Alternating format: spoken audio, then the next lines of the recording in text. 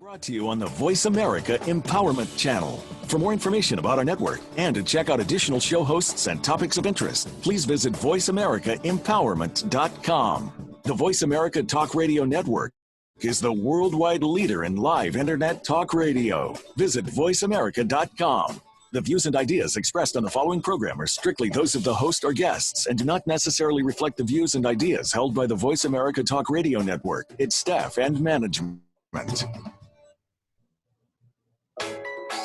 This is my girl music. Are you ready to live your best life, be stronger, and fall in love with yourself? It's possible, and it's inside you, but you need to unlock the power within. Welcome to Fearlessly Authentic with Jodi Harrison Bauer. Jodi used to be afraid to take risks. It took some stepping out of her comfort zone to get her there. Along with her guests and their stories, Jodi will help you to live your best life ever. Now, here's your host, Jodi Harrison Bauer. Hello, everybody, and welcome to Fearlessly Authentic. I am your host, Jodi Harrison Bauer, and I'm so excited to have you here once again, joining us to be educated, empowered, and inspired. And, you know, I think today we all need to laugh a little bit. And my guest today is somebody who makes me literally laugh out loud.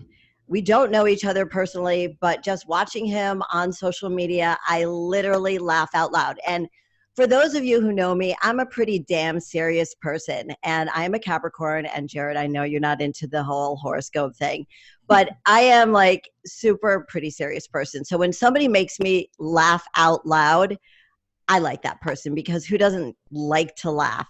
So with no further ado, I want to introduce this very, very busy and funny man, Jared Freid. Thank you so much for joining me today.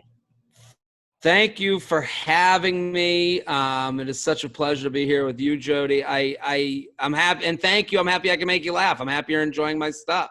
Yeah, I wanted to give a little bit of background about you. Okay, so I'm just reading this without my reading glasses. So just, and then I'm going to have you fill in the blanks for the rest of it. But basically, Jared is a comedian based out of New York City and originally from the Boston suburb of Needham, Mass. By the way, I worked for a guy in college. I went to school in Boston, and he was from Needham. Where'd you go to school? I went to Simmons College. I know Simmons. That's cool. Yeah. That's I'm from Needham, and Needham's like it's like a suburban town, right? Like 15, 20 minutes from the city. Yeah, and when I went to school there back in the day, that was when they shut the Citgo sign off for the 4 years that I was in college. So I could see Fenway Park from my dorm room. Oh my God, it's a great dorm. That's a great spot to be in. That's it was great. Bars. I mean, literally 5 minutes walking distance from Kenmore Square. Are you from Boston, or what got you to just went to I'm school from Connecticut. I'm from Connecticut. So this all makes sense. It all makes sense. Yeah. So I'm just going to finish just a little bit about what you do. So you are touring around the United States right now, doing comedy shows. You have really made a name for yourself, and you are the host of 2 podcasts, J Train and You Up with Jordana Abraham. Yes. From Betches. That's exactly it. All right, cool. We do dating advice on the podcast. We talk about the intersection of modern dating and technology and all of the issues that come up with that. And it's, all advice that maybe your parents can't give you because they didn't really go through it, So, and I say advice kind of like, quote, what do I know? I'm just some dude. But I think Jordan and I are speaking honestly about dating stuff that maybe are hard for people to talk about with their friends, or maybe their friends have biases against them or know them from another time or whatever. And we're there to have uncomfortable conversations comfortably. So it's a fun podcast, and people really have gotten into it. Like, it's really cool to see, like, to meet people, get messages, to be like, hey, and also, on the guy perspective, Jordan is the female perspective. I think a lot of, guy talk, a lot of women don't have that in their lives. So it's nice to kind of hear someone who's not hateful or mean and talks about these things that are very personal, because dating is personal, in a fun way. And that's kind of my goal, is to be fun about something that maybe isn't fun for everybody. Well, isn't it funny? Isn't it quote unquote funny? Because the things that are so serious to us, like intimacy, attachment, sex, all of those things are really serious. And what I love that you both do, especially you, giving it from the man's perspective, is you add comedy to it. And I think when we're talking about really serious things, you add that laugh where people could laugh in the audience and go, yeah, that's me. Yeah, I feel the same way. And I think in so often, and I know that you're kind of referred to as the Dear Abbey for dudes. And I think men these days, whether they're your age or they're my age, okay, need advice, because everybody is, there's so many more people. I mean, I'm going to be 60 in December. There's so many people over 60, over 50 that are divorced, single, never married. And I think the advice for the millennials, I have millennial children. They're 27 and 31. So I have millennial kids. And the same advice that I would give them, I would give to my friend, or I would give to myself. Of course. Yeah, there's no age on it. It's interesting because it's way more about the technology of it than it is, and our emotional relationship with this phone, with, you know, the screens in our lives, and how you have to translate. The more screens you go through, the more translating it needs. Like, there's no tone to text. Like, oh my God, wait, you have to stop there. I love that you said that. There's no tone to text. Perfect, because people can't feel it. It's like when you read a book, like, you hope you're reading the voices in your head differently than I'm reading the voices in my head. And it's like when you see a text that says K with a period next to it, you go, oh my God, this person must be mad. But then when you see a KK with an exclamation point, you're like, oh my God, like, look at this fun, flirty person. And it's like, and I think a lot of this stuff, when you're on your phone with someone, when you're on a dating app, it's a very social thing that's actually lonely. You don't really show people the way you text with people. Like, for our podcast, like for J-Train more than you up, but we do it for both. People send in screenshots and we read those, and they're so much fun because they're so funny because we're all doing the same things, but we never talk about them. Like putting an LOL at the end of an uncomfortable sentence just to show that you're feeling a little uncomfortable. You read that out loud and then you're like, oh my God, you're doing that too. And some of this becomes less lonely. And if you're in your 60s and you've been married to someone your whole life and you have grown adult children, and all of a sudden it's like, hey mom, try out these dating apps so you can find someone to, have as a partner. And then you go, well, what's going on here? What's the tone here? Why is this guy not making the date? This is ageless. This is just relationships and interpersonal dynamics in the phone. And I think so. You make such a great point about talking about the phone, because I had this phone when I got divorced at 42. There were two things that came out. It's actually my ex-husband who told me about this. We were going through a divorce. Okay. And he told me, after he read the Wall Street Journal, that there's this app out there for people who are single called Match.com. Yes.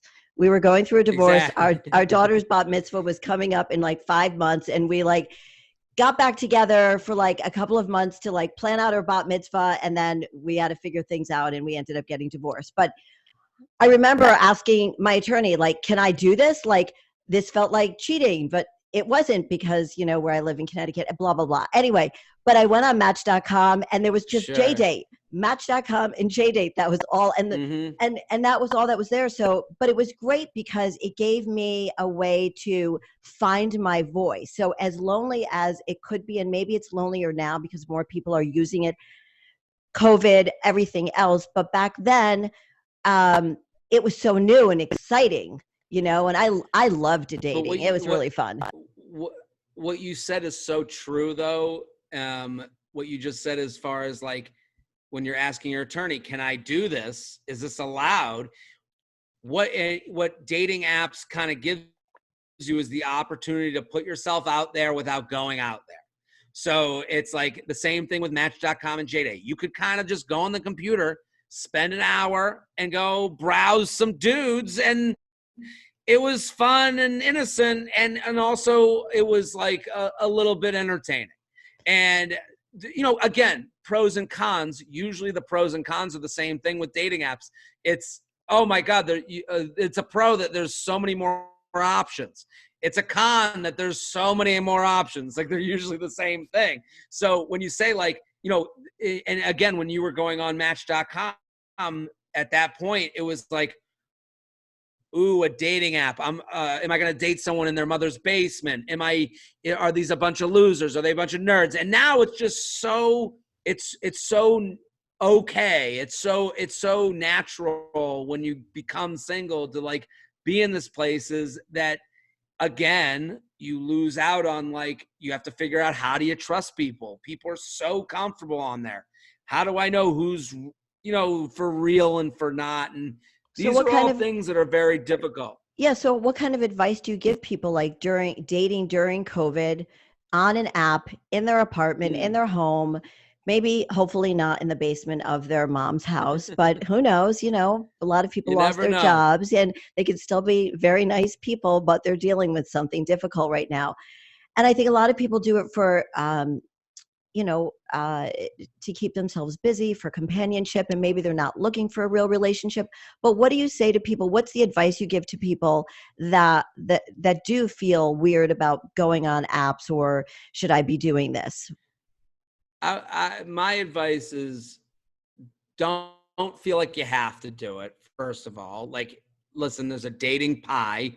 There's a whole pie of ways to meet people. Dating apps are just one piece of the pie. If you go on there, be okay with what you want. So if you're on there just to talk to people, okay, be okay with that. You're going to lose people along the way. But that's the whole point, is that there are options and there's more people to kind of deal with.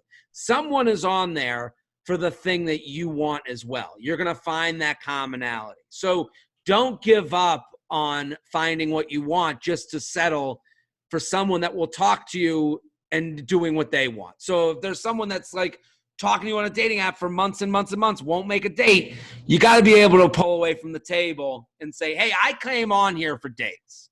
And it's as simple as that. And that's not saying they're a bad person. That's not saying you're a bad person, but we just want two different things. So if you come on a dating app looking for dates, which I could agree is a ridiculous thing to even have to say, but if you're there to go, hey, it's great to meet you, let me know when we can get drinks. And they go, well, maybe we'll see. You go, you have my number. I got to go. I completely agree with you. I think as in everything in the world, and, you've been around you're 35 years old. So you're not a 25-year-old. You've been around, you've dated, you've done the thing, I know you have a girlfriend. Hi, Jess. I even know her name. See, I've just been, like, totally ODing on you. Ask me anything about you. I could answer the question. But anyway, so it's like, you've been around the block enough. You've dated enough people to know what the deal is. Does anybody ever ask you, hey, Jared, what makes you an expert in this? Like, why should I listen to you? And all the time. Yeah. I'm not an expert. I always tell people I'm just a person with a loud opinion. I would say that I'm more of a product of timing. Like, when I was in college, Facebook comes out. I get out of college, Match.com and JDate, it's all desktop website browsers, then Snapchat, then Twitter, then Instagram, then the swiping apps. And I was single throughout all those things. So I'm just brutally honest about and vulnerable about the things in my life. Like you said, you've heard a lot of things I do. There's nothing that's really not on the table. Like I try, I'm as honest as I can be, also while also respecting the people in my life. But with my feelings, I'm always honest. And I do say, I'm a normal dude. I'm fine looking. I'm not great looking. I'm not bad looking. I'm not a genius. I'm not stupid. I'm right at the center part of that graph, of that bell curve. So whatever the person you're dating is feeling, I'm within 10% of how they're feeling. So they're not 100% away from me. No one's 100% a worse texter than you and I. don't you feel so that they're when either you're 10% away. right? I think that's a great point to make, that you are not an expert and you're just really honest about what you have to say. And if people want to take the advice and it works out great, then awesome. I feel the same way in what I do. Well, it's different with what I do in fitness. I've been doing it for over 30 years. I am an expert at this. But I think it's super important to be really transparent and really honest, like you are being when you go on these apps or when you go on a date that someone fixes you up on. Either way, because if you're going on there just looking for friends, then, you're not really looking, hey, I'm here looking for friends, which is weird. Yeah. But I know. I mean, it's called a dating app. So baseline, we should all agree we're on there to find dates. If you're on Bumble Friend, the friend version of Bumble, then fine. Then baseline, people should assume you're on there for friends. But if you're on a dating app looking for friends, people, and then if you're on a dating app and talking to people, and then all of a sudden you go, well, I'm just looking for friends, you've lied to that person. You've knowingly lied to that person. So and if you go on a dating app and you say, hey, I'm just looking for friends with someone, maybe you shouldn't have talked to them in the first place, because it feels like you're just telling them that because you didn't feel a connection and now you're embarrassed. So the beauty of the dating apps is also rudeness is kind of allowed there too. You can just stop talking to someone you started talking to.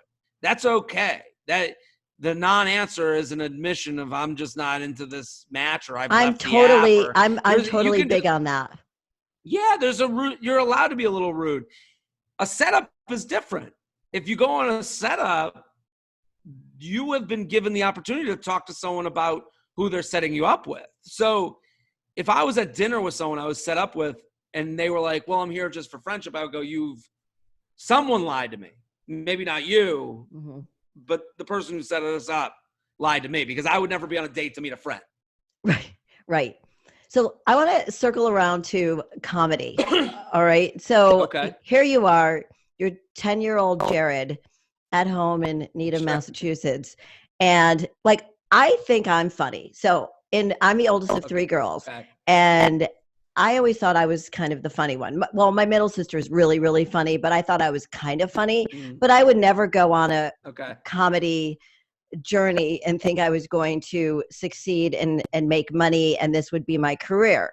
So what made you feel that at some point in your life, at what point in your life did you think you were funny enough to go out there and make money and watch an audience laugh? Because I've watched all those comedy shows, the one from the 70s. I can't remember. It was on Netflix a year ago or something. It was about famous comedians. It was not a documentary, but it was I don't remember what it was called. But it's so hard to be funny all the time. How do you do this? And what made you think you were funny? Sorry. I'm definitely not funny all the time, as I'm proving today. But I was I think it started with when I graduated college. I had a job that I wasn't for me. It wasn't my life path, and I was writing these emails in group emails with friends. And anytime I got the chance to write a group email to a bunch of friends, I would make jokes and make fun of people. And then sometimes someone would go off the email chain and contact me directly to be like, your email made my day. It was so funny. Oh my God. And that was like injecting drugs into my vein. So I was like, okay, this feels great. When I get that email from someone saying, I loved what you put out there and created, that made me feel good. So I was like, how do I get that drug again? How do I repeat that drug? So again, no one's going to beg anyone to do comedy. No one needs another comedian. No one's going to tell you you're so funny, because then you become their responsibility. No one was saying to me, Jared, no one was pulling my arm onto the stage. And I don't believe that happens to anyone. I do believe that this takes a lot of hard work. And I think about this every single day of my life. So when I said, I want to get that drug again, how do I get it? Well, you do it by working at it, going on stage, doing open mics, taking sketch classes and improv classes, and seeing where I fit into all of this. It's a lot like, I remember when TikTok was getting bigger before the quarantine, I was like, I want to be on TikTok, but I don't know what I do on there yet. Everyone's like, oh, it's young people dancing. No, well, it won't be that for me. because I'm not young and I'm not a good dancer. So like, I got to figure out, here are the tools. Okay, let me work at getting better at this. And so comedy is a daily pursuit for me, where I'm always thinking, how do I make this? How could this be performed? How could this be, consumed by someone? So what was it like the first time you got on stage? Because awful. Was there lots of fear? Yeah, fear, awful, no laughs. I didn't get a laugh for the first month I did stand up, but I was given really good advice. I was like, someone who was a professional comic was like, I went into a comedy club and I went to a show and I was like, just started asking questions of all these comics. And they were like, go do open mic, go try it. And if you're going to kill, like anyone who gets on stage, you're gonna have that one moment where you're like, I killed it. So they're like, when you kill it, if it feels so good that you have to do it again, keep trying it. If it doesn't feel good, don't even try, because it's too hard of a job to keep going with if you don't like it. And so I went up, and for a month I didn't get any laughs. And I was like, I gotta get that feeling.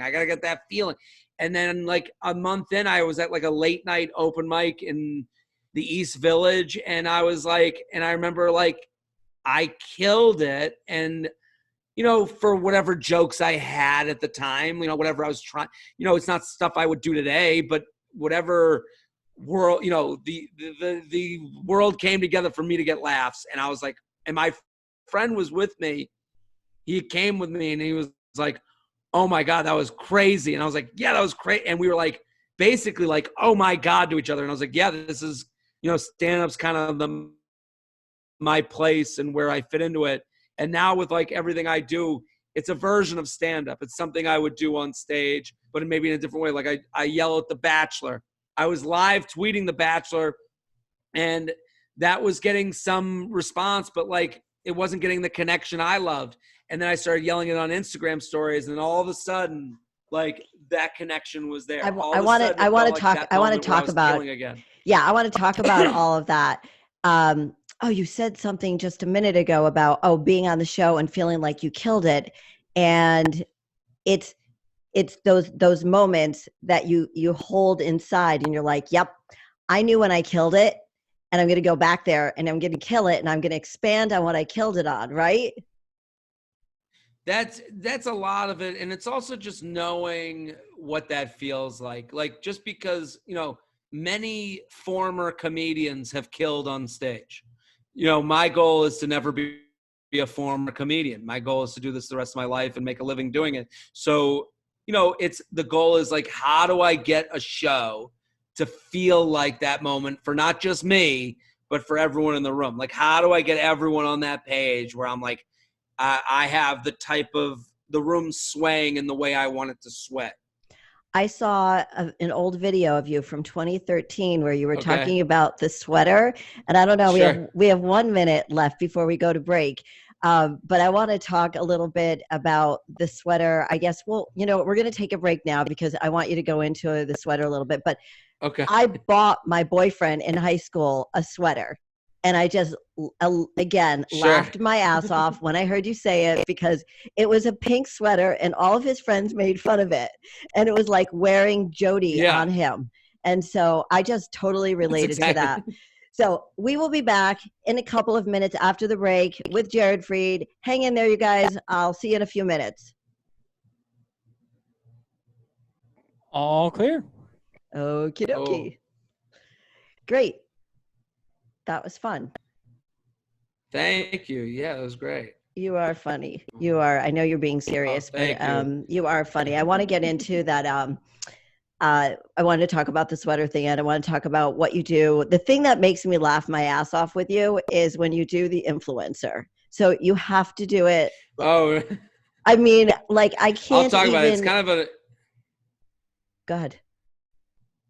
It's a really ridiculous thing, but like, again, that's kind of like an evolution of like making fun of things on other venues and then finding the right venue. I just started doing those videos a little bit ago, and like people love them so much, and it's like, but it's all stuff I was making fun of for a long time. It's just, this is the right way to do it, I agree. And I want to talk about The Bachelorette too. because I was watching it the other day, and about age and dating and, what you think of. And then we'll get into I don't know, some other stuff. I'm sure it's just going to flow. So I really appreciate you doing this. Of course. Thank you for having me. If you want to tell a few jokes, you can, but I'm not going to put you on the spot and say, hey, Jared, tell a few jokes. No, that's not going to happen. I know. I've been around long enough, Jared. You could be my child. Which is a little scary. That's not true. Oh, it is true. I'm literally going to be 60 in December. Unbelievable. So you can be. And where are your kids now? So my oldest is 31. She's in Miami with her husband. They just got married a year ago. Nice. Congratulations. Thank you. It was a big friggin' deal at the Breakers, That's a nice place to have a wedding. It was gorgeous. It was over the top, insane, like their bat mitzvahs on steroids times steroids. And oh my God. It was insane. And then my little one is in the city. Oh, nice. So she's 27. She's in publicity. Very cool. Where does she live? I'm on the Lower East. She's in the Village. Very nice. You're going to ask me what side. That's a fun area. I always screw up. Sorry, I want to say. guys, we're coming back. Okay, thank you. We'd love to hear from you with any questions or comments you may have. Send an email to info@jodiharrisonbauer.com. That's info@jodiharrisonbauer.com. Now, back to Fearlessly Authentic. And we are back with Jared Freid, who is being, I just find him very, very funny, but we're being a little serious right now, but we'll get there with the funniness. Okay. So I want to talk about the sweater. So what made you do a little bit about buying your boyfriend a sweater, a girl buying her boyfriend a sweater? It just never seemed, here, that bit, as it's from a long time ago, I was basically saying that any guy, you can tell when a guy has a girlfriend because he's dressed up by the girlfriend and put in a sweater by the girlfriend. But then it's interesting because I was working on that bit and that one got put online by the venue, and that one always gets shared around. And then it was funny because then Trainwreck came out, the movie with Amy Schumer, and in that preview for the how they have the trailer, right? In the trailer, she basically does a version of the joke. And I'm like, oh my God. I was like, the sweater bit. And then they did not steal from me. I'm not saying that. I'm saying, it's just a very universal thing. Where you see a guy in a sweater and he just looks uncomfortable. You wouldn't dress that way. I think I'm learning that about myself with my girlfriend is all of a sudden my eyebrows look better than they did a week ago. All of a sudden, all these guys get fixed up. And the sad part is all these guys are dressing a certain way because they think they're going to get laid when they really just look like crap, So, right. And then these women come and fix up and now you're fixing these, if I was a woman, I wouldn't put a guy into new stuff until I was married because before you're just fixing them up for another woman. Why should they get the benefits of what you're putting together? I have done that so many times. I call myself the man whisperer because I always break up with them after I've made them look wonderful. Sure. I fixed them up with their wardrobe, but I'm go little bird, fly, because it didn't work out. So go find yourself another girlfriend and you look beautiful now. And when I met my husband, he had shorter hair, but he had a lot of hair. Now his hair is down to here. Oh, wow. And he's put on 15 pounds of muscle. And people stop him and tell him he looks like Chris Cornell. Do you know who Chris Cornell is? Yeah, of course. Okay. All right. Well, a lot of people don't. But you're a little older. So anyway, he gets stopped. We went to a Giants game and everybody stopped. Literally 5 kids stopped him and said, "Hey, dude, you look like Chris Cornell." But I'm wow. That's a huge compliment. Good looking dude. Yeah. So if this were ever to end, which it won't because they just got married a year and a half ago, he would be going into the universe looking much better than he did come in. So I get it. Sure. And all women do after their guys only, women make guys look better from their relationship and guys make women more realistic with relationship expectations. So it's like, you have guys are going out there on their, being sent off on their romantic way, and women are being sent off on their like, all right, well, another douchebag that made me realize that love, doesn't exist or can't exist in a romantic way. Right. Let's talk about what you do. I'll get to that in a minute. One of the other things, two things that you make me really laugh out loud about: charcuterie. Like, I couldn't even say the word a few weeks ago, but I had some people over. Sure. And I put together a board because my daughter, who lives in Miami, told me I should make one of those things. And I'm like, I have no idea. I don't eat meat. I don't eat cheese. I don't eat any of the crap that's on there. But yeah, sure. And how do you say that word again? So where did you come up with this whole bit about charcuterie? So like 2 years ago, as crazy as that sounds, 2 years ago, it was like 2 a.m. and I was coming back from shows, and I saw someone posted a picture of their charcuterie board. And I was like, I thought to myself, I tweeted out, I was like, I could tell what type of parent you'll be by the charcuterie board you make. That was the tweet. Simple. And then I was going on a vacation with my girlfriend the next morning, and I woke up at like 6 a.m. after going to bed at like 2 and tweeting this out to like 10 pictures of people's charcuterie boards. And they were all like, what type of parent would I be? And so I was like, so I started telling them what type of parent they'd be based on their charcuterie board. And then it evolved into this like kind of like, I didn't realize how many women especially have pictures of a charcuterie that they made on their phone. Charcuteries are kind of like babies, where it's like, everyone's got you don't need an education to have one, and you can just put it, and everyone has a picture of theirs in their pocket. So so now I get sent like hundreds a weekend, and they want me to like review them. And again, I'm not an expert, just in the same way I'm not an expert in dating. But what I will say is I'm speaking from the perspective of someone who came to you. Every review of a charcuterie board is from the perspective of someone who came to your party hungry, because a charcuterie is the first thing you put out. It is the face of the party. It's the thing people can immediately dig into. And if you didn't really think of that, then you didn't think of your guests. So it's actually an offensive thing. I even had it at my wedding, and neither my husband or I eat cheese or that meat that's been cured for 100 years. Yeah. But our caterer said you have to have one. Yeah, because people want to eat right away. People are hungry. Yeah, it's so funny. When you go to a party, you want to feel good in your clothes. So you usually like skip lunch, and you don't want to feel full, and you don't want to feel bloated. You want to go into a party feeling good. So you're always a little bit hungry. So then that charcuterie is waiting there. And if there's like a big gourd on it, you're like, get that out of here. I want real food. I'm going to send you a picture of mine because my daughter helped me with it, and somebody else helped me with it, because I didn't even want to touch the meat. And you could tell me, well, I already have kids, but you can tell me what mine thinks, what mine means.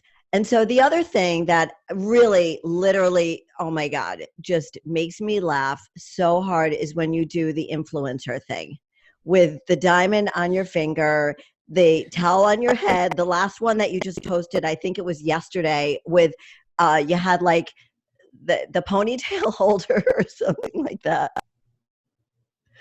Scrunchies on the towels. The scrunchies, yeah. Like, tell me about that. That just makes me laugh so hard.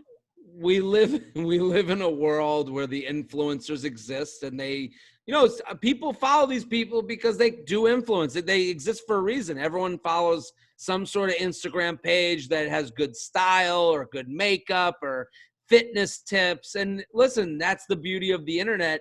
But sometimes they, when you're in that world, I think you're in the follower economy. So you need followers. So that means you don't want to lose followers. So a lot of them do the same tropes so that they sound a lot alike, so that they don't, if you sound different, you'll lose somebody.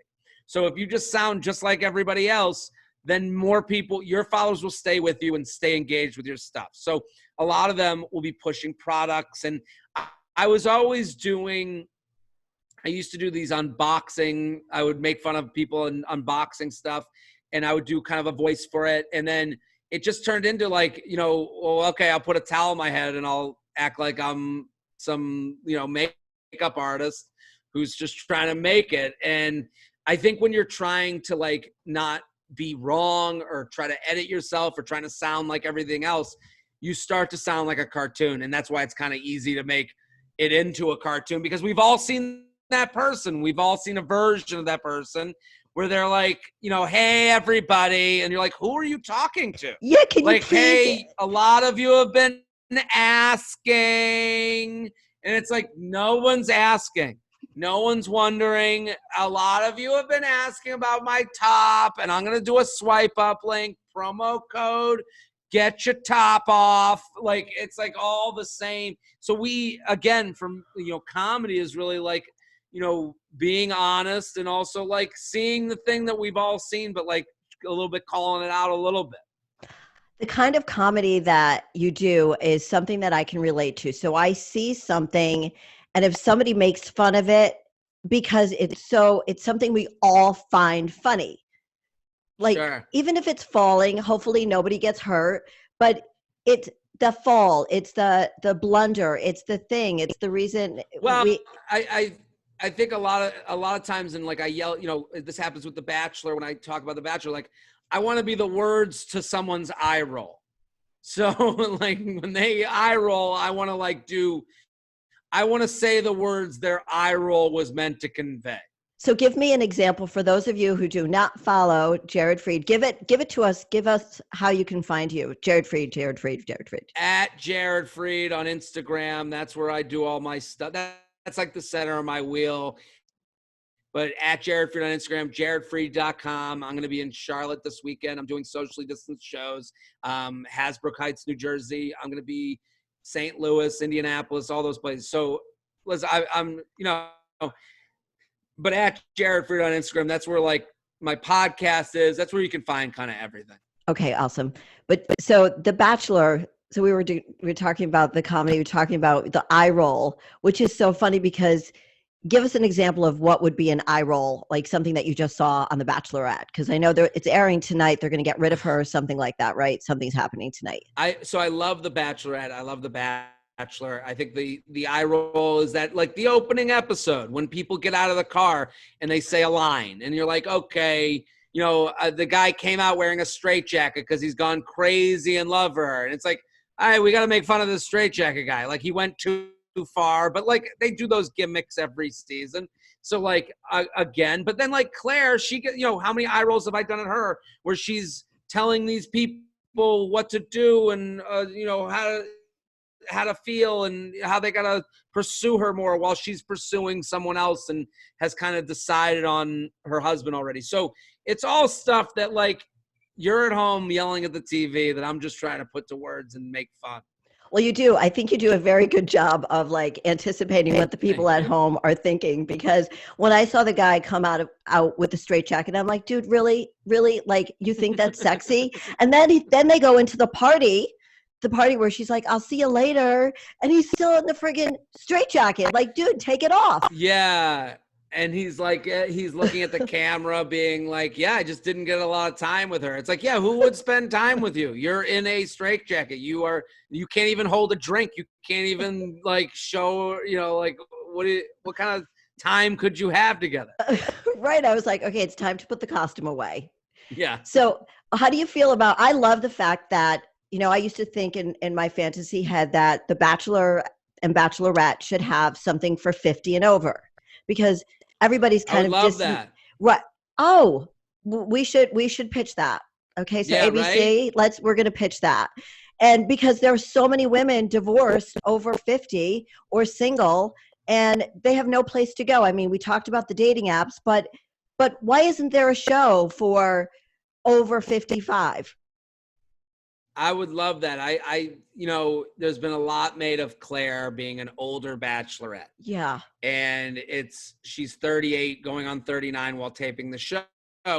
And no one in their right mind thinks that's an older person. That's just a ridiculous thing.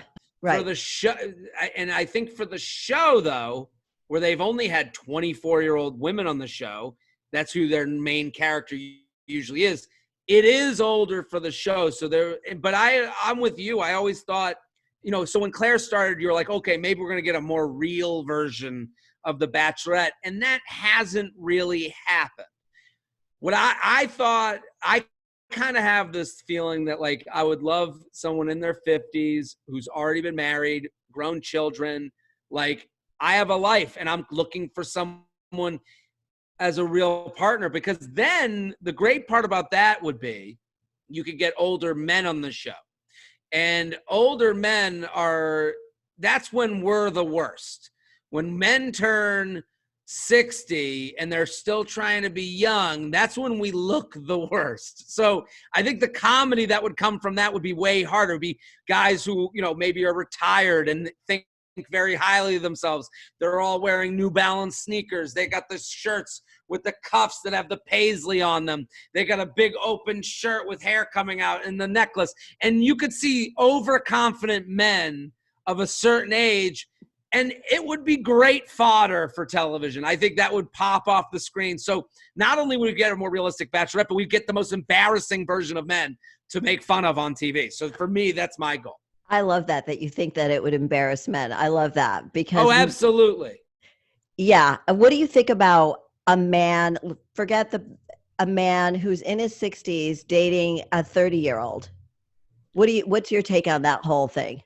I think whatever, there's nothing I don't really care. I don't care either way. If they like each other, they like it. Like if it was a 6-year-old woman with a 30-year-old man, I go, that's what they do. I think there's like a lot made out of that's unfair to both sides. Like it's unfair to the 30-year-old woman because she looks, people make assumptions about her. It's unfair to the 60-year-old man because people make assumptions about him. But like, they got to live together, so like, at the end of the day, if at the end of the day, you got to spend Sunday next to that person with nothing else to do. So if that's what you wanted to sign up for, if there's no love there, then that sucks. I feel bad for you. But if there is love there, then good for you. You did it, like who's to hate? So what do you think is a perfect, I agree with you. I mean, go live your life, go be happy, just, be happy, whatever your age is. But we got to pitch this whole 50 plus for ABC, you and me, let's go do it. But what do you think is like the perfect age difference what do you think is the perfect age difference for a man and a woman? Or any couple, they don't have to be a man and a woman, any couple. Do you think that there's like a perfect age difference, or what have you found in your dating life and giving advice? It really depends. I don't know. I think generally if you're with a younger man, if you're with a guy who's 27 or below and he's waffling on seriousness, I think you're not going to change that guy. I think that's the one thing. Like, I think any age can go with any age, obviously within reason, with, people obeying laws, obviously. But I'm saying that young male, 22 to 27-year-old who tells you he's not ready for a relationship, my advice is to believe him. I agree. Like not to say that 22 to 27 can't be ready for a relationship, but if they're saying it, hey, I'm not sure, I'm looking to let's not be like, if they're doing the whole song and dance where they're like, we're exclusive, but we're not serious, that's not going to change their mind. So if you're in one of those with someone that age, I'm sorry to break it to you, but that person is just holding out from having uncomfortable conversations.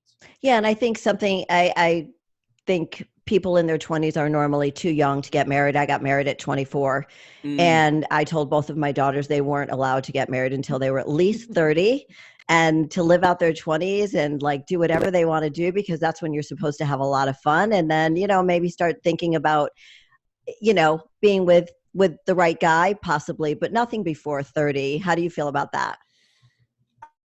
It's to each their own. I know that's not a great answer, not a fun answer, but like, I I just don't think you're going to convince someone else to have your standards. So if you're someone who's 25 and you're like, I'm ready to get married, I'm ready to settle down and have a life, good for you. But don't try and convince someone who kind of isn't, is going along, but not really getting along.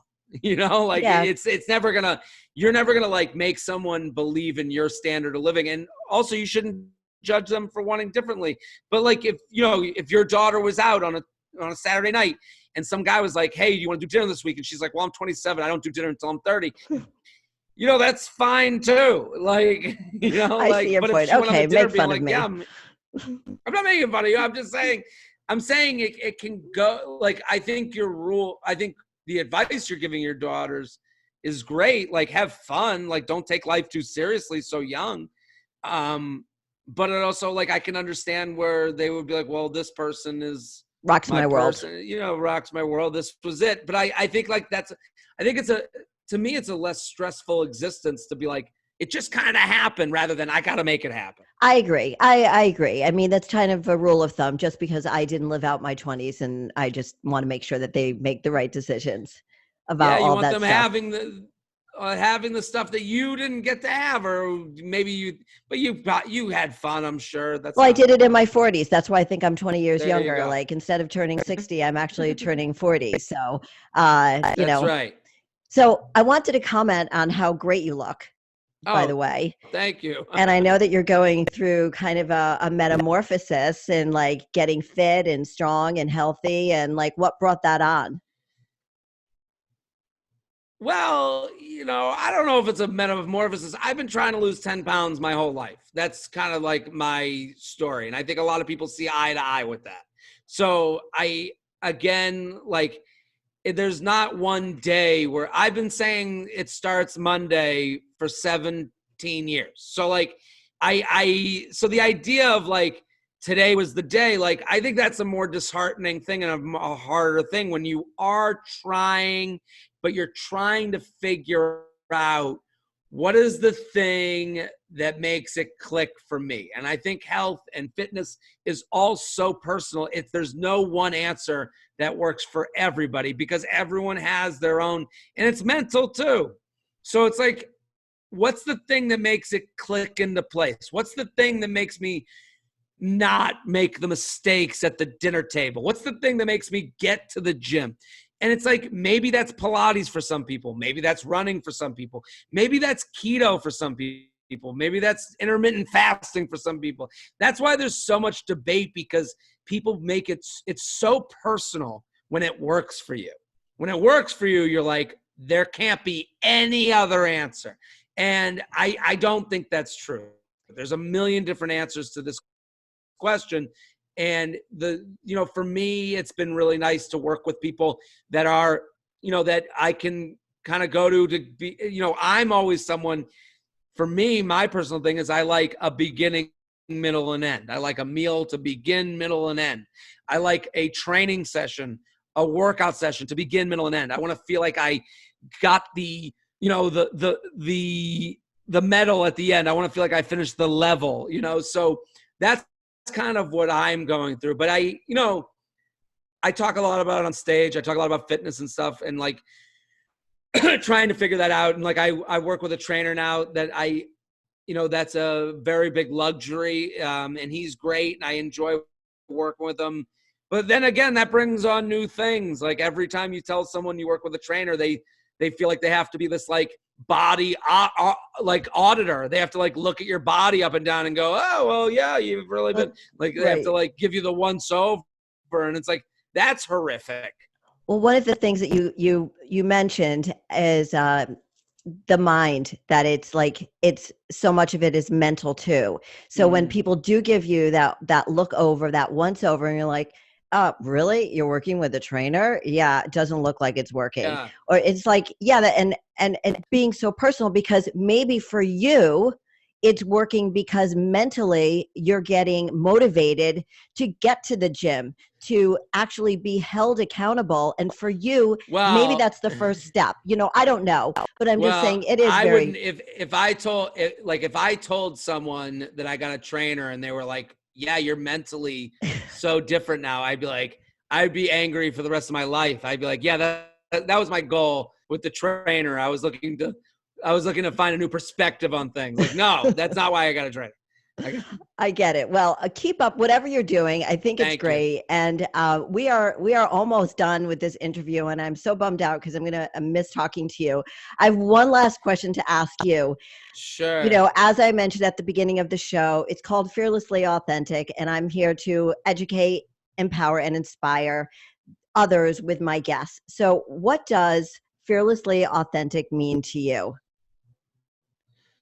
Oh, I would say it means this. I say this all the time. It has become a life motto, and I believe in it fully. We write to edit. You write to edit. So whatever you're doing, it is a rough draft for a better version that will happen at another time when you're ready to do it. So nothing's really a finished product. You put it out there so that you can edit it later and make it better. I love that. You're right to edit. Great. Jared Freid, tell us how we can find you once more. It was great having you on the show. At Jared Freid on Instagram. That's the best place. But thank you so much. This was a pleasure. It's nice to meet you and talk with you. You too. Bye-bye. Thank you so much. Thank you.